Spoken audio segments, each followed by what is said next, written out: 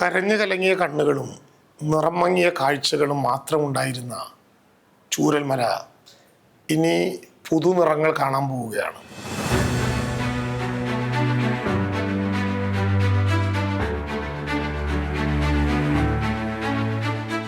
നമുക്കെല്ലാവർക്കും അറിയാം, വയനാട്ടിലെ നമുക്ക് പൊതുവെ അങ്ങനെ ഒരു ഫ്രീ ഹോൾഡ് ആയിട്ടുള്ള ഒരു ലാൻഡ് കിട്ടുന്നതും ഭയങ്കര ബുദ്ധിമുട്ടുള്ള ഒരു കാര്യമാണ്.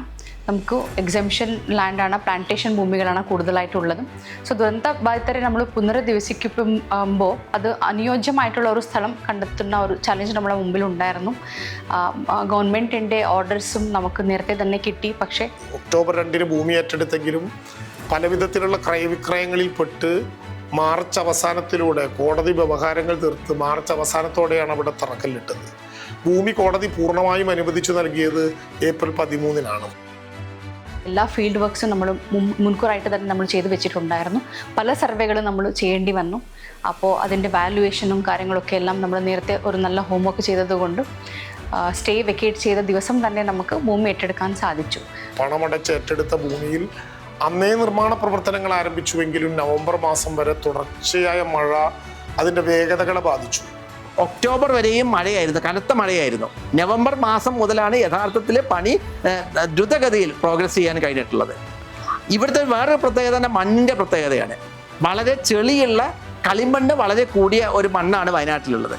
അതുകൊണ്ട് തന്നെ ഒരു മഴ പെയ്താൽ ഏകദേശം എന്ന് പറയുമ്പോൾ നമുക്ക് ഈ തറയ്ക്ക് വേണ്ടി കീറിയ കുഴികളിലെല്ലാം ഒരു ആഴ്ചയോളം വെള്ളം കെട്ടിക്കിടക്കുന്ന അവസ്ഥയാണുള്ളത്. അതേപോലെ ഈ ചെളി കലർന്ന മണ്ണിലൂടെ ഒരു മഴ പെയ്താൽ തന്നെ നെക്സ്റ്റ് ഒരാഴ്ചയിലേക്ക് ഈ സാധന സാമഗ്രികൾ ട്രാൻസ്ഫർ കൊണ്ടുപോകുന്നതിന് തടസ്സം ഉള്ള ഒരു സാഹചര്യമുണ്ട്.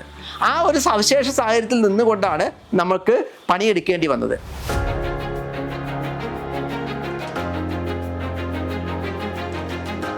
പൂർണ്ണസജ്ജമായ രീതിയിൽ പണി നമുക്ക് നടത്താൻ കഴിഞ്ഞത് നവംബർ 1 മുതൽ മാത്രമാണ്.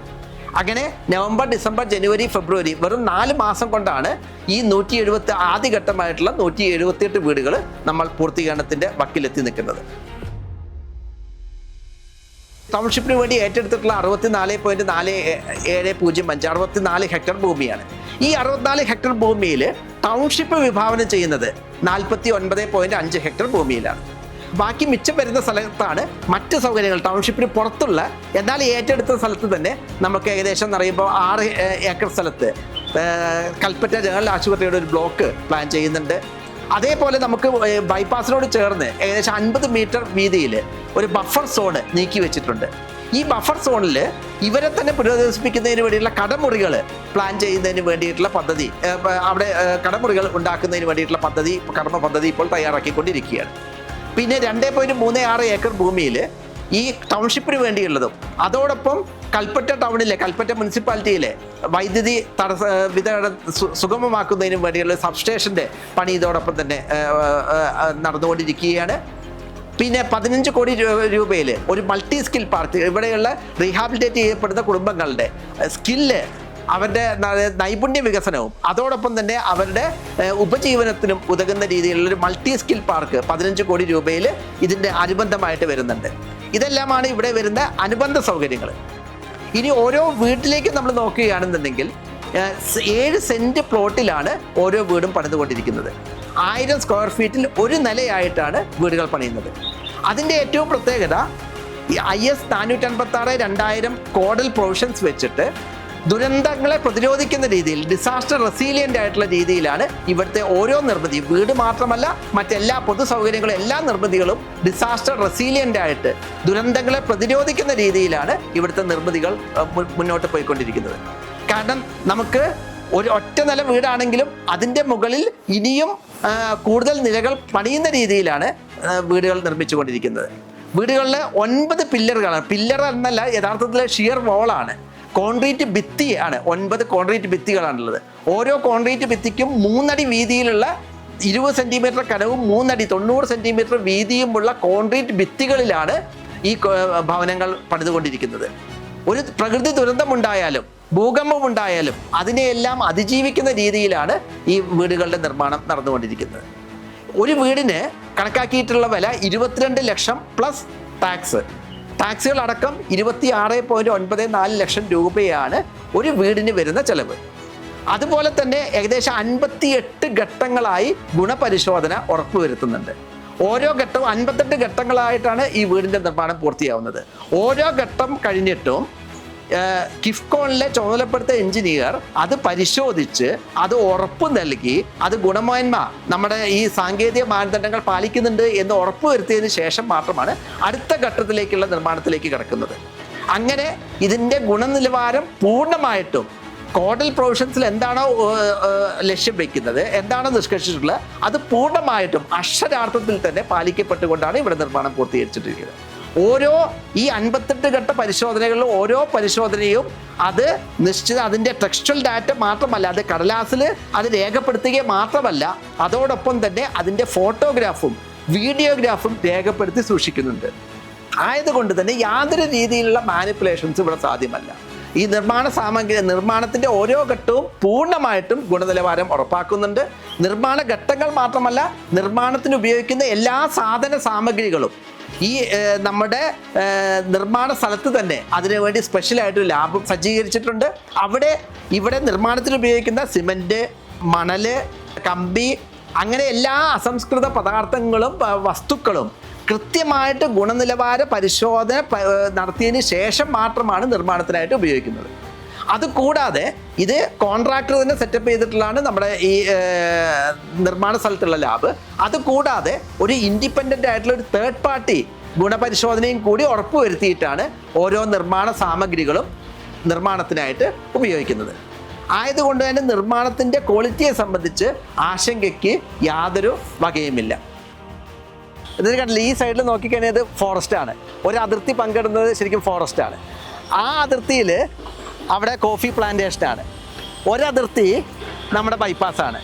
ഇങ്ങേ അതിർത്തിയാണെന്നുണ്ടെങ്കിൽ നിലവിലുള്ള സെറ്റിൽമെൻറ്റ്സും. അപ്പോൾ ടൗണിൻ്റെ ആ ബൈപ്പാസിൻ്റെ നേരെ അങ്ങേ സൈഡിലാണ് കൽപ്പറ്റ ടൗൺ കിടക്കുന്നത്. ആ ടൗണിൻ്റെ ബൈപ്പാസിൻ്റെ ഒരു സൈഡിൽ കൽപ്പറ്റ ടൗണ്, മറ്റേ സൈഡിൽ നമ്മുടെ ടൗൺഷിപ്പ് എന്നുള്ള രീതിയിലാണ് നമ്മുടെ ഇതിൻ്റെ ഒരു കിടപ്പ് വരുന്നത്. ഇവിടെ ഈ 160 ഏക്കർ ഭൂമി, അതായത് 64 ഹെക്ടർ ഭൂമിയാണ് നമ്മൾ ഏറ്റെടുത്തിട്ടുള്ളത്. ഈ ഏറ്റെടുത്തന്നെ നിങ്ങൾ നോക്കിയാൽ കാണാം, ഇതിൻ്റെ ഈ നടുഭാഗത്ത് ആ ചെറിയ ചെറിയ വീടുകളെല്ലാം കാണുന്നത് അത് പണ്ടുള്ള സെറ്റിൽമെൻറ്റ്സ് ആണ്. ആ സെറ്റിൽമെൻറ്റ്സ് അതേപോലെ ആ കാണുന്നതാണ് ഇതിൻ്റെ ഉള്ളിലുള്ള പാടികൾ. ഈ പാടികളും മുമ്പുണ്ടായിരുന്ന വീടുകളും ഒന്നും നമ്മൾ ഡിസ്റ്റർബ് ചെയ്യാതെ അതിൻ്റെ ചുറ്റുമുള്ള പണ്ട് തേയില ഫാക്ടറി ആയിട്ട്, തേയില എസ്റ്റേറ്റ് ആയിട്ട് കടന്നിരുന്ന, പ്ലാന്റേഷനായിട്ട് കടന്നിരുന്ന ഭൂമി മാത്രമാണ് നമ്മൾ ഏറ്റെടുത്തിട്ടുള്ളത്.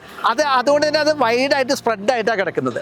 അവിടെ തന്നെ വിവിധ സോണുകളായിട്ടാണ് നമ്മൾ ടൗൺഷിപ്പ് വിഭാവനം ചെയ്തിരിക്കുന്നത്. ഒന്ന് ആ ഭാഗമാണ് നമ്മുടെ സോൺ 1. അവിടെ 140 വീടുകളാണ് സോൺ 1-ലുള്ളത്. പിന്നീട് ഇവിടെ ഈ തറ കെട്ടിയിരിക്കുന്ന അടക്കം ഈ ഇവിടെ കൂടിയാണ് ആ മെയിൻ റോഡ് പോകുന്നത്. ആ മെയിൻ റോഡിൻ്റെ ഇങ്ങേ സൈഡിൽ അത് അവിടെ ആ പാറ പൊട്ടിച്ച് ചെയ്തുകൊണ്ടിരിക്കുന്ന അടക്കം ഇതാണ് സോൺ 2. സോൺ 2-ൽ 53 വീടുകളാണ് വരുന്നത്. പിന്നെ ഇങ്ങോട്ട് മുന്നോട്ട് വരുമ്പോൾ ഇവിടെ ഈ ക്ലസ്റ്റർ അടക്കമുള്ള ഈ മെയിൻ റോഡിൻ്റെ ഇടത്ത് ഭാഗത്ത് അവിടെ വരുന്ന ആ ക്ലസ്റ്റർ, അത് അവിടെ കാണുന്ന ആ ക്ലസ്റ്റർ, ഇതൊക്കെയാണ് സോൺ 3-ൽ വരുന്നത്. പിന്നെ മുന്നോട്ട് പോകുമ്പോൾ അങ്ങേ തലക്കിൽ വരുമ്പോൾ ആ റോഡിൻ്റെ ഇങ്ങേ ഭാഗം, താഴെ ഭാഗം വരുന്ന വീടുകളാണ് സോൺ 5-ൽ വരുന്നത്. 115 വീടുകൾ ആ സോൺ 5-ൽ വരുന്നുണ്ട്. അതിൻ്റെ വാർപ്പെല്ലാം പൂർത്തീകരിച്ച അന്തിമഘട്ടത്തിൽ തന്നെയാണ്. ആ റോഡിൻ്റെ മുകൾ ഭാഗത്ത് അവിടെ കാണുന്ന വീടുകൾ അതാണ് സോൺ 4-ലെ വീടുകൾ. അതിൽ തന്നെ അതിൻ്റെ ഭാഗമായിട്ടാണ് അത് അവിടെ ഏറ്റവും അങ്ങേ തലക്കിൽ കാണുന്ന ആ സ്ഥലം, അതും സോൺ 4-ൽ പെട്ടതാണ്. അതാണ് ഇവിടെയുള്ള ഏറ്റവും ഹയസ്റ്റ് സ്ഥലം. അവിടെയാണ് 9.5 ലക്ഷം ലിറ്റർ കപ്പാസിറ്റിയുള്ള വാട്ടർ ടാങ്ക് വന്നുകൊണ്ടിരിക്കുന്നത്. അങ്ങനെ നമ്മുടെ ഈ സ്ഥലം കൃത്യമായിട്ട് ഉപയോഗിക്കുന്ന രീതിയിൽ, എന്നാൽ ആ ഇതിൻ്റെ ഉള്ളിൽ പണ്ട് താമസിച്ചിരുന്ന ആളുകൾക്ക് യാതൊരു തടസ്സവും ഇല്ലാത്ത രീതിയിൽ അവർക്കും കൂടി ഏറ്റവും ഈ പബ്ലിക് കമ്മ്യൂണിറ്റീസ്, ഇതിൻ്റെ തൊട്ട് മുന്നിലാണ് പബ്ലിക് കമ്മ്യൂണിറ്റീസ് വരുന്നത്. ഈ പബ്ലിക് കമ്മ്യൂണിറ്റീസ് എല്ലാം എല്ലാവർക്കും അക്സസിബിൾ ആവുന്ന രീതിയിലാണ് ഉണ്ടാക്കിയിട്ടുള്ളത്. കാരണം ഇത് ഏകദേശം മധ്യഭാഗമാണ്. ഇവിടെയാണ് നമ്മളുടെ മാർക്കറ്റ് വരുന്നത്. ഇതിൻ്റെ തൊട്ട് താഴെയാണ് മാർക്കറ്റ് വരുന്നത്, ഇവിടുത്തെ തൊട്ട് താഴെ. അതിനോട് ചേർന്നിട്ടാണ് നമ്മുടെ ഡിസാസ്റ്റർ മെമ്മോറിയൽ വരുന്നത്. അതിൻ്റെ അങ്ങേ ഭാഗത്താണ് ഈ ആ വീടുകളുടെ തൊട്ടപ്പുറത്താണ് സെവൻസ് ഫുട്ബോൾ ഗ്രൗണ്ട് വരുന്നത്. അപ്പോൾ ഇവിടെയുള്ള ഈ ഭൂപ്രകൃതി പരമാവധി ഉപയോഗിച്ചുകൊണ്ട്, എന്നാൽ ഇതിൻ്റെ യൂട്ടിലൈസേഷൻ, അതിൻ്റെ ഉപയോഗം യാതൊരു രീതിയിലും തടസ്സമാവാത്ത രീതിയിൽ എല്ലാ സൗകര്യങ്ങളും ഇത്രയും ഏകദേശം 1 കിലോമീറ്ററോളം എന്ന് പറയുമ്പോൾ ഏരിയൽ ഡിസ്റ്റൻസ് തന്നെ വരുന്നുണ്ട്. പക്ഷേ എല്ലാവർക്കും എല്ലാ സൗകര്യങ്ങളും ഉപയോഗിക്കുന്ന രീതിയിൽ വളരെ ശാസ്ത്രീയമായിട്ടാണ് ഈ ടൗൺഷിപ്പ് വിഭാഗം പ്ലാൻ ചെയ്തിട്ടുള്ളത്, എക്സിക്യൂട്ട് ചെയ്തുകൊണ്ടിരിക്കുന്നത്.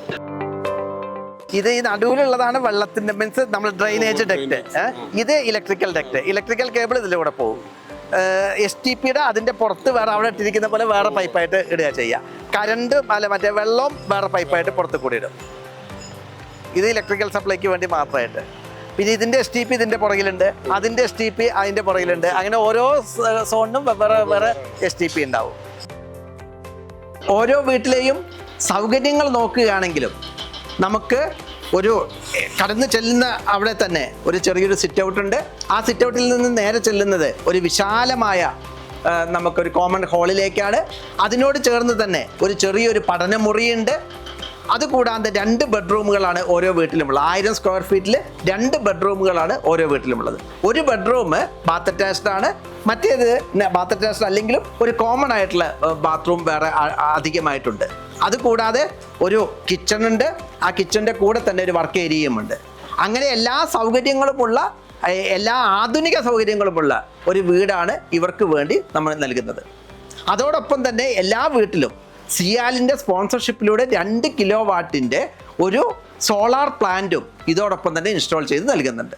അപ്പോൾ അതിൽ കൂടുതൽ വൈദ്യുതി ഏകദേശം 250ഓളം യൂണിറ്റ് വൈദ്യുതി ഒരു മാസം ഇതിൽ നിന്ന് ഉൽപ്പാദനം ഉണ്ടായിരിക്കും. അപ്പോൾ അതിൻ്റെ കൂടുതൽ മാത്രം വൈദ്യുതി അവർ ഉപയോഗിക്കുകയാണെങ്കിൽ മാത്രമാണ് വൈദ്യുതി ചാർജ് വരികയുള്ളൂ.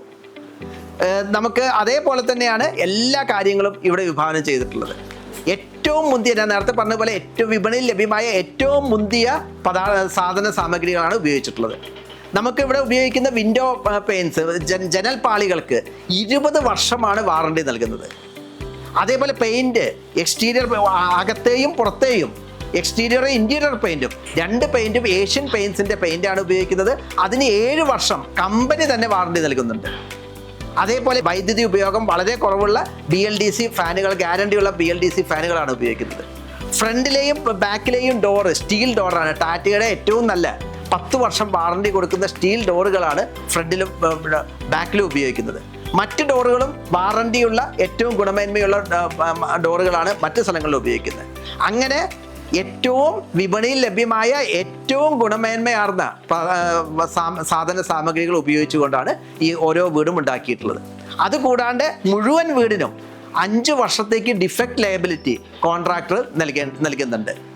ഏത് കേടുപാടുകൾ സംഭവിച്ചാലും അതിൻ്റെ എല്ലാ അറ്റകുറ്റപ്പണികളും കോൺട്രാക്ടറുടെ തന്നെ കോസ്റ്റിൽ ഈ ഗുണഭോക്താക്കൾക്ക് യാതൊരു രീതിയിലുള്ള ചെലവും വരാതെ 5 വർഷത്തേക്ക് ഇതിൻ്റെ സകല കേടുപാടുകളും കോൺട്രാക്ടർ തന്നെ തീർത്ത് നൽകുന്നതായിരിക്കും. ഈ രീതിയിലാണ് നമ്മൾ ഇവിടെ ഓരോ വീടും പണിതുകൊണ്ടിരിക്കുന്നത്. അതോടൊപ്പമുള്ള അനുബന്ധ സൗകര്യങ്ങൾ, കാരണം നമ്മൾ കുറേ വീടുകൾ മാത്രമല്ല നൽകുന്നത്, ഇത് ഇവർക്ക് പൂർണ്ണ സജ്ജമായിട്ടുള്ള ഒരു ഗ്രാമം തന്നെ പുനഃസൃഷ്ടിക്കുകയാണ് ഇവിടെ ചെയ്യുന്നത്. അവിടെ തന്നെ ഈ നഗരത്തിൻ്റെ ഉള്ളിൽ തന്നെയാണെന്നുണ്ടെങ്കിലും ഇവരുടെ പണ്ടുള്ള ഗ്രാമീണ ജീവിതം അല്ലെങ്കിൽ ഒരു കമ്മ്യൂണിറ്റി, സാമൂഹ്യ ജീവിതം, ഒരു കമ്മ്യൂണിറ്റി ലിവിങ് സാധ്യമാകുന്ന രീതിയിലാണ് നാം ഇവിടെ ഈ വീടുകൾ വിഭാവനം ചെയ്തിരിക്കുന്നത്. 35 ക്ലസ്റ്ററുകളായിട്ടാണ് 410 വീടുകൾ ഉണ്ടാക്കിക്കൊണ്ടിരിക്കുന്നത്. ഈ 35 ക്ലസ്റ്റർ എന്ന് പറയുമ്പോൾ ഓരോ ക്ലസ്റ്ററിലും നടുഭാഗത്തൊരു നടുമുറ്റം ഉണ്ടായിരിക്കും. ഈ നടുമുറ്റത്തിന് ചുറ്റും 5.5 മീറ്റർ വീതിയുള്ള റോഡുണ്ട്. എല്ലാ വീടുകളും ഈ റോഡിലേക്കാണ് ഫേസ് ചെയ്യുന്നത്. ഈ നടുമുറ്റം, വിശാലമായ നടുമുറ്റം ഒരു പൊതു ഇടമായിട്ട് അവിടെ കാലാകാലം കിടക്കും.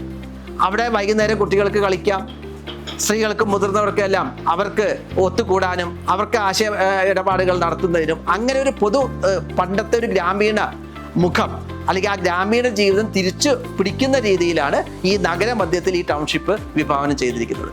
നമ്മൾ ഈ വിശാലമായിട്ടുള്ള ഈ സ്ഥലത്ത് ഈ ടൗൺഷിപ്പ് വിഭാവനം ചെയ്തിരിക്കുന്നത് ഇവിടെ എൽസ്റ്റൺ എന്ന് പറഞ്ഞ ഒരു ടീ എസ്റ്റേറ്റിൻ്റെ സ്ഥലമായിരുന്നു. അവിടെ തന്നെ ഇതിൻ്റെ ഉള്ളിൽ തന്നെ ഇതിൽ നിന്നും പട്ടയം വാങ്ങിപ്പോയതും അല്ലാത്തതുമായിട്ടുള്ള മറ്റ് കയ്യേറ്റങ്ങളും ഒക്കെ ഉണ്ടായിരുന്നു.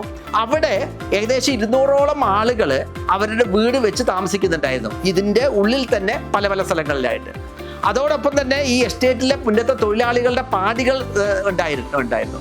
ഒരു കൂട്ടരെ സർക്കാർ പുനരധിവസിപ്പിക്കുമ്പോൾ വേറൊരു കൂട്ടരെ പുറന്തള്ളുന്ന ഒരു സമീപനം ഉണ്ടാവരുത് എന്ന് സർക്കാരിന് നിർബന്ധ ബുദ്ധി ഉള്ളത് കൊണ്ട് ഇവിടെ ആ എസ്റ്റേറ്റിൻ്റെ ഉള്ളിൽ മുമ്പുണ്ടായിരുന്ന വീടുകളും പാടികളും എല്ലാം അതേപോലെ തന്നെ നിലനിർത്തി ഇവിടെ വരുന്ന ഓരോ പൊതു സൗകര്യങ്ങളും അവർക്ക് കൂടി ഉപയോഗപ്രദമാവുന്ന രീതിയിൽ അവരുടെ നിലവിലുള്ള സൗകര്യങ്ങൾ 10 മടങ്ങ് വർദ്ധിക്കുന്ന രീതിയിലാണ് ഈ ടൗൺഷിപ്പ് വിഭാവനം ചെയ്തിരിക്കുന്നത്. ആ രീതിയിൽ ഈ വിശാലമായിട്ട് ഏകദേശം എന്ന് പറയുമ്പോൾ 5 ക്ലസ്റ്ററുകളായിട്ടാണ് ടൗൺഷിപ്പ് നടന്നുകൊണ്ടിരിക്കുന്നത്. അതിൽ ആദ്യഘട്ടമായിട്ട് 1-ാം സോണിലെയും 3-ാം സോണിലെയും 4-ാം സോണിലും ഉൾപ്പെട്ട 178 വീടുകളാണ് ഇപ്പോൾ വിതരണത്തിന് സജ്ജമായിക്കൊണ്ടിരിക്കുന്നത്. അതിൽ തന്നെ ബാക്കിയുള്ള വീടുകൾ അതിൻ്റെ നിർമ്മാണത്തിൻ്റെ അന്ത്യഘട്ടത്തിൽ എത്തി നിൽക്കുകയാണ്. 295 വീടുകളുടെ വാർപ്പ് പണി ഇതിനകം തന്നെ പൂർത്തീകരിച്ചു. മുഴുവൻ വീടുകളും നമുക്ക് ഏപ്രിൽ മാസം അവസാനത്തോടു കൂടി വിതരണത്തിന് സജ്ജമാകും എന്ന ഉറപ്പാണ് കോൺട്രാക്ടർ നൽകിയിട്ടുള്ളത്. ഇപ്പോൾ ബെനിഫിഷ്യറി സെലക്ഷൻ നമുക്ക് കൃത്യമായിട്ടുള്ള ഗവൺമെൻറ് ഓർഡേഴ്സ് നമുക്ക് കിട്ടിയിട്ടുണ്ടായിരുന്നു. എങ്ങനെയാണ് ഒരു ബെനിഫിഷ്യറിനെ സെലക്ഷൻ ചെയ്യുന്നതും ഇത് ഏതോ ഒരു ആളിൻ്റെ ഒരു ഡിസിഷൻ അല്ല. സോ ഇതിലെ ഒരു കൃത്യമായിട്ടുള്ള ഒരു മാനദണ്ഡമുണ്ട്. നമുക്കൊരു no go zone, go zone, നമുക്ക് സോണുകളായിട്ട് നമ്മൾ എൻറ്റയർ ഡിസാസ്റ്റർ അഫക്റ്റഡ് ഏരിയയെ നമ്മൾ തിരിച്ചിട്ടുണ്ടായിരുന്നു. അതിലെ ആദ്യത്തെ ഫേസ് 1 ബെനിഫിഷ്യറീസ് പറയുമ്പോൾ നേരിട്ട് ദുരന്ത ബാധിതരാണ്. അവരുടെ വീടുകൾക്കും മുഴുവനായിട്ട് നാശനഷ്ടങ്ങൾ സംഭവിച്ച് വാഷ്ഡ് അവേ ആയിട്ടുള്ള കാറ്റഗറീസിലെ വരുന്ന ആൾക്കാരാണ് ഫേസ് 1. പിന്നെ വരുന്നത് ഫേസ് 2A ഫേസ് 2B ആണ്. 2A പറയുമ്പോൾ നമുക്ക് ഭാഗികമായിട്ടുള്ള നാശനഷ്ടങ്ങളും പിന്നെ ഇനി അവിടെ താമസിക്കാൻ പറ്റാത്ത വീടുകളാണ്. ആ എണ്ണാണ് നമ്മൾ അതിൽ എടുത്തിരിക്കുന്നത്. 2B വരുമ്പോൾ നമുക്ക് നോഗോ സോണിൽ നിന്നും പുറത്ത് താമസിക്കുന്ന ആൾക്കാരാണ്, പക്ഷേ ഒറ്റപ്പെട്ടു പോയ വീടുകളാണ്. സോ ഈ 3-ാമത്തെ കാറ്റഗറിയിൽ നമുക്ക് പാടികൾ ഉൾപ്പെടുത്താനുള്ള പ്രൊവിഷൻ ഇല്ല. സോ ആയതുകൊണ്ട് വളരെ സയൻറ്റിഫിക് ആയിട്ട് ഒരു തയ്യാറാക്കിയ ഒരു ലിസ്റ്റാണ്. പിന്നെ ഇതിലെ ഏറ്റവും ഫസ്റ്റ് നമ്മളൊരു ഫീൽഡ് ലെവൽ ഇൻസ്പെക്ഷൻ ഉണ്ടായിരുന്നു. അത് കഴിഞ്ഞിട്ട് ഏറ്റവും താഴെത്തട്ട് ജോലി ചെയ്യുന്ന അവിടുത്തെ ആശാ വർക്കർ, അംഗനവാടി വർക്കേഴ്സ്, പഞ്ചായത്തിൻ്റെ ആൾക്കാരും ഹരിതകർമ്മസേന അംഗങ്ങൾ അവരാണ് നമുക്ക് ഇൻപുട്സ് തന്നത്. ഇങ്ങനെ ഒരു വീടുണ്ടായിരുന്നു, ഈ വീട്ടിൽ എത്ര ആൾക്കാർ താമസിച്ചിട്ടുണ്ടായിരുന്നു. അപ്പോൾ വളരെ നല്ല രീതിയിൽ ഒരു ഇൻക്ലൂസീവ് ടോപ്പ് ഡൗൺ അല്ലാതെ ഒരു ബോട്ടം അപ്പ് അപ്രോച്ചിൽ നിന്നും തയ്യാറാക്കിയ ഒരു ലിസ്റ്റാണ്. സോ ഈ ലിസ്റ്റ് നമ്മൾ ആദ്യം ഒരു ഡ്രാഫ്റ്റ് ലിസ്റ്റ് നമ്മൾ തയ്യാറാക്കിയിട്ടുണ്ടായിരുന്നു. അപ്പോൾ അതിൻ്റെ ക്ലെയിംസ് ആൻഡ് ഒബ്ജെക്ഷൻസ് നമ്മൾ എടുത്തും അതിൻ്റെ ഹിയറിംഗ് കഴിഞ്ഞു. അത് വീണ്ടും സ്ഥല ഇൻസ്പെക്ഷൻ സബ് കളക്ടറുടെ നേതൃത്വത്തിൽ നമ്മൾ ചെയ്ത് കഴിഞ്ഞു. അത് കഴിഞ്ഞിട്ടാണ് DDMA ഫൈനൽ ലിസ്റ്റും പ്രസിദ്ധീകരിക്കുന്നത്. അത് കഴിഞ്ഞിട്ടാണ് അതിൻ്റെ എന്തെങ്കിലും ഒബ്ജെക്ഷൻസ് ഉണ്ടെങ്കിൽ അത് ഗവൺമെൻറ് തലത്തിലെ ഹിയറിങ്സ് ഒക്കെ കഴിഞ്ഞിട്ടാണ് ഒരു ലിസ്റ്റ് നമ്മൾ തയ്യാറാക്കിയത്. ഞങ്ങൾക്കൊരു സ്മാർട്ട് കാർഡുണ്ട് ഫേസ് 1. ഞങ്ങളാണ് മുഴുവൻ നഷ്ടപ്പെട്ട ഞങ്ങളാണ്. അപ്പോൾ അതിനുള്ള ഗവൺമെൻറ് അതിൽ തന്നെ മുൻഗണന ഞങ്ങൾക്ക് തന്നിട്ടുണ്ട്. 13 ഗോത്ര വിഭാഗത്തിൽപ്പെട്ട ആൾക്കാരുണ്ട്. സോ അവർക്കും ഇവിടെ ടൗൺഷിപ്പിൽ വരാൻ താല്പര്യമില്ല എന്നാണ് പറഞ്ഞത്. സോ നമ്മളായിട്ട് തന്നെ അവിടെ പോയി കൂട്ടങ്ങളൊക്കെ കൂടി അവരെ കൂടെ ഇരുന്നു സംസാരിച്ചു. അപ്പോൾ അവർ ഇവിടെ നിന്നും മാറാൻ താല്പര്യമില്ല എന്നാണ് പറഞ്ഞത്. സോ നമ്മൾ ഇമ്മീഡിയറ്റ് ആയിട്ട് അവിടെ തന്നെ ഒരു സുരക്ഷിതമായിട്ടുള്ള ഒരു സ്ഥലം നമ്മൾ കണ്ടെത്തി. അപ്പോൾ അത്രയും ആൾക്കാരിൻ്റെ ROR നമ്മൾ സജ്ജമാക്കി വെച്ചിട്ടുണ്ട്. അപ്പോൾ ULCC തന്നെ ആ വർക്കും കൂടി നമുക്ക് ഉടൻ സ്റ്റാർട്ട് ചെയ്യും. ബഹുമാനപ്പെട്ട CM വരുമ്പോൾ അതിൻ്റെ തറക്കല്ല് ഇടുന്ന ചടങ്ങും കൂടി ഉണ്ടാവും. ലാൻഡൊക്കെ റെഡി ആയിട്ടുണ്ട്, പ്ലാൻ തയ്യാറാണ്. ഇതേപോലെ ഉള്ള വീടുകളും അവിടെ 13 വീടുകളും നമ്മൾ നിർമ്മിച്ച് കൊടുക്കാനാണ് അവിടെ ഉദ്ദേശിക്കുന്നത്. ദുരന്തബാധിതരുടെ മുമ്പിലെ 2 ഓപ്ഷൻ ഉണ്ടായിരുന്നു. ഒന്നും ഫിനാൻഷ്യൽ അസിസ്റ്റൻസ് ആയിട്ടുള്ള 15 lakhs വേണമെങ്കിൽ എടുക്കുക, ഇല്ലെങ്കിൽ ടൗൺഷിപ്പിൽ ഒരു യൂണിറ്റിനെ നമുക്ക് വേണമെങ്കിൽ എടുക്കുക. അപ്പോൾ 2 ഓപ്ഷനിലെ 15 lakhs മേടിച്ച ആൾക്കാരും കുറേ ആൾക്കാർ ഇപ്പോൾ ടൗൺഷിപ്പിൻ്റെ നല്ല പ്രോഗ്രസ്സും മാതൃകാപരമായിട്ടുള്ള വീടുകൾ കണ്ടും ഇപ്പോൾ നമുക്ക് 15 ലക്ഷം തിരിച്ചടക്കും വെറും വീട് മതി എന്താണ് കുറേ ആൾക്കാരും നമ്മുടെ മുമ്പിൽ ആപ്ലിക്കേഷൻ എടുത്തിട്ട് വരുന്നുണ്ട്. സോ അവരെല്ലാവരും വളരെ സാറ്റിസ്ഫൈഡ് ആണ് ഈ ടൗൺഷിപ്പിൻ്റെ വർക്ക്സിലും. നമ്മുടെ കൺസ്ട്രക്ഷൻ ക്വാളിറ്റി എല്ലാ കാര്യങ്ങളും എടുത്തു നോക്കുമ്പോൾ they are very happy and satisfied. പിന്നെ സ്ഥലം പോയത് തന്നെ കുറേ സ്ഥലം പോയി, പക്ഷേ 7 സെൻറ്റ് സ്ഥലം നമുക്ക് അത് മതി. അങ്ങനത്തെ സ്ഥലത്താണ് കിട്ടിയത്. അതുകൊണ്ട് മാത്രം ഈ കൽപ്പറ്റ എന്ന് പറഞ്ഞാൽ വയനാടിൻ്റെ കണ്ണാണ്. ബത്തേരിയും മാനന്തവാടി പോലൊന്നല്ല, എല്ലാം കൊണ്ടും സൗകര്യമാണ്. ബഹുമാനപ്പെട്ട മുഖ്യമന്ത്രി നിശ്ചിത ഇടവേളകളിൽ അത് റിവ്യൂ ചെയ്തിട്ട് അതിൻ്റെ പ്രോഗ്രസ് ഉറപ്പുവരുത്തുന്നുണ്ട്. അതാത് കാലഘട്ടങ്ങളിൽ അതിൻ്റെ ഏതെങ്കിലും രീതിയിലുള്ള തടസ്സം നേരിടുന്നുണ്ടെങ്കിൽ അത് ആ തടസ്സങ്ങളെല്ലാം നീക്കാൻ വേണ്ടിയിട്ട് സർക്കാർ ഒന്നടങ്കം ഇതിൻ്റെ പിന്നാലെയുണ്ട്. അതുകൂടാതെ ബഹുമാനപ്പെട്ട റവന്യൂ മിനിസ്റ്റർ എല്ലാ മാസവും ഈ ടൗൺഷിപ്പ് ഇവിടെ വിസിറ്റ് ചെയ്തിട്ട് ഇവിടെ പ്രവർത്തനങ്ങൾ വിലയിരുത്തുകയും വേണ്ട നിർദ്ദേശങ്ങൾ നൽകുകയും അതാത് ആ പ്രാദേശികമായിട്ടുള്ള തടസ്സങ്ങളോ അല്ലെങ്കിൽ മറ്റ് ബുദ്ധിമുട്ടുകളോ ഇന്ത്യ ഡിപ്പാർട്ട്മെൻറ്റിലെ ഇഷ്യൂസോ അങ്ങനത്തെയുള്ള എല്ലാ വിഷയങ്ങളും അതാത് സമയത്ത് തന്നെ പരിഹരിച്ചുകൊണ്ട് മുന്നോട്ട് പോകുന്നുണ്ട്. ദർ ഓൾസോ വെയിറ്റിംഗ്, എപ്പോഴാണ് നമ്മൾ ഇതൊക്കെ എല്ലാം കംപ്ലീറ്റ് ചെയ്തിട്ട് വീട്ടിലേക്ക് തിരിച്ച് കയറുന്നതും ഒരുമിച്ച് എപ്പോഴാണ് താമസിക്കുന്നതും പറഞ്ഞിട്ട് they're also having very good hopes about this. അവിടെ നിർമ്മിക്കുന്ന വീടുകളിൽ ആദ്യഘട്ടത്തിലെ വീടുകൾ പൂർത്തീകരിച്ച ആദ്യഘട്ടത്തിലെ വീടുകൾ ഇപ്പോൾ നാം അവർക്ക് കൈമാറാനുള്ള സമയത്തേക്ക് എത്തിച്ചേരുകയാണ്. റീഹാബിലിറ്റേഷൻ ഘട്ടം ഘട്ടങ്ങളായിട്ടാണ് നമ്മൾ ഉദ്ദേശിക്കുന്നതും. ആദ്യത്തെ ഘട്ടം 178 ഹൗസസ് ആണ്. അത് കഴിഞ്ഞിട്ട് കുറച്ച് ദിവസം ആകുമ്പോഴത്തേക്ക് കുറച്ചും കൂടി വീടുകൾ വരും. അപ്പോൾ ഇനി ഒരു മാർച്ച് അവസാനം ആകുമ്പോഴത്തേക്ക് അറ്റ്ലീസ്റ്റ് അടുത്ത മഴയ്ക്ക് മുമ്പ് എല്ലാവരെയും നമ്മൾ സുരക്ഷിതമായിട്ടുള്ള വീട്ടിലേക്ക് കൊണ്ടുപോകുന്ന ലക്ഷ്യത്തിലാണ് ഇപ്പോൾ നിൽക്കുന്നത്.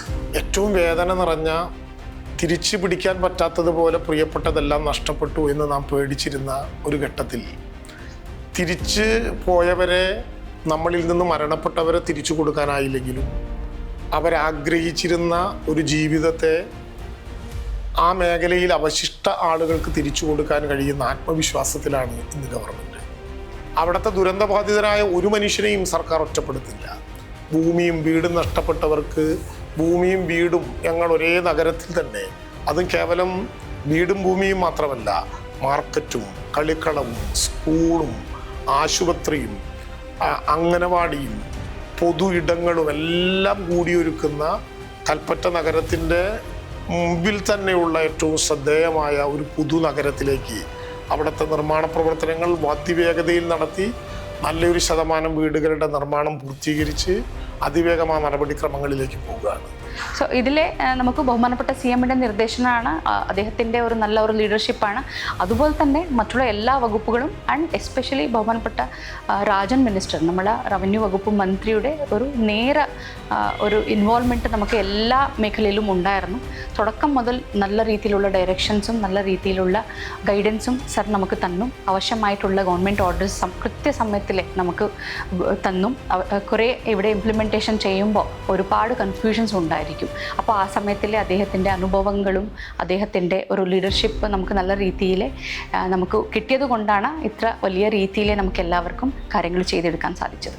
സർക്കാരിനോടും അതുപോലെ തന്നെ ഞങ്ങളെ സഹായിച്ച എല്ലാ വിഭാഗം ആളുകളോടും, അതായത് സർക്കാർ ഉദ്യോഗസ്ഥരാണെങ്കിലും ശരി, മറ്റ് സന്നദ്ധ സംഘടനകളിൽ എല്ലാവരോടും എന്താ പറയുക, അകൈതവമായിട്ടുള്ള നന്ദിയും കൂടി ഞങ്ങൾക്കുണ്ട്.